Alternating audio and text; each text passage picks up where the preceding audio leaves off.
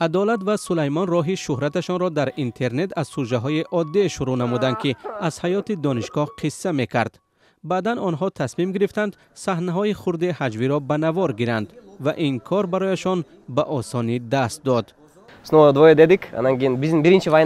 صحنه‌های اول تنها با شرکت من و عدالت بود. با گذشت وقت طرح ما با نام باز هم 2 نفر میان مردم معمول شد، ولی بعداً ضرورت پیش آمد که ما دختران دیگر را هم جلب کنیم.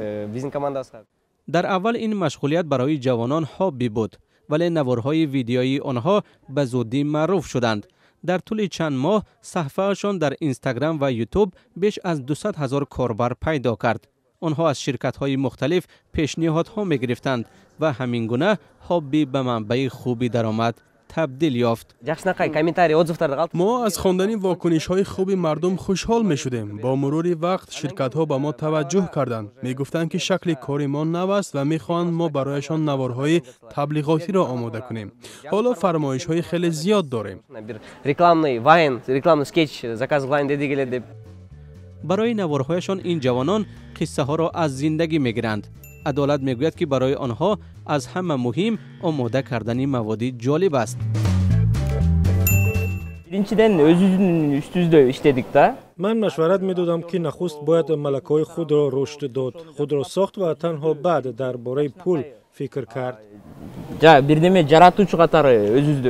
سلطنت رجبова مادر 3 فرزند نیز امکانات اینستاگرام را خیلی خوب درک کرده است.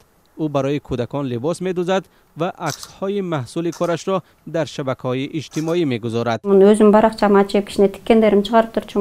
صحیفه خود را باز کردم و اون چیزی را که در وقت‌های خولگی هم می‌داشتم روی صحیفه هم گذاشتم.